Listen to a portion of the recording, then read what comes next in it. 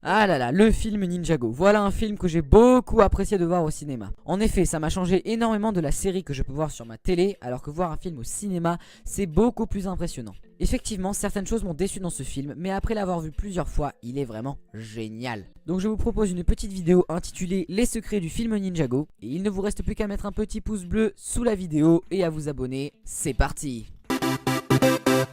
Tout d'abord, on aura remarqué que lors de la scène du réveil de Lloyd, on entend ni plus ni moins la musique Weekend Whip composée par Default, le groupe original de musique Ninjago.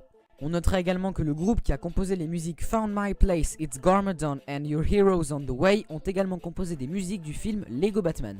Pour continuer cette fois dans les Lego, le Earth Mech de Cole possède exactement 3604 pièces. Prenez également compte du nouveau design de la tête de Kai, puisque le pansement qu'il a sur le front n'est ni plus ni moins qu'une référence à la série originale. Le nombre total de personnages présents dans le film est de 315, quant au nombre de briques utilisées pour faire la Ninjago City est de 12 680 043 briques. Dans le film, on peut également apercevoir quelques scènes qui ont été réutilisées, comme la scène avec Zane qui pilote son vaisseau qui a été réutilisée 3 fois dans le film. Un autre petit détail également marrant à remarquer, c'est que les présentateurs du show Good Morning Ninjago changent en fonction des pays dans lesquels ont été diffusés le film. On notera que le Bounty est détruit par les soldats de Garmadon au début du film, mais que Maître Wu revient avec après pour sauver les ninjas. Aurait-il eu le temps de le reconstruire? Je ne sais pas. Malgré que ce soit la thématique principale du film, tout comme dans le Lego Movie, le mot Lego n'est pas prononcé une seule fois dans le Ninjago Movie. Stop, j'interromps la vidéo. J'étais en plein montage et je voyais cette image. Et là, regardez qui est-ce qui est là, en bas à gauche.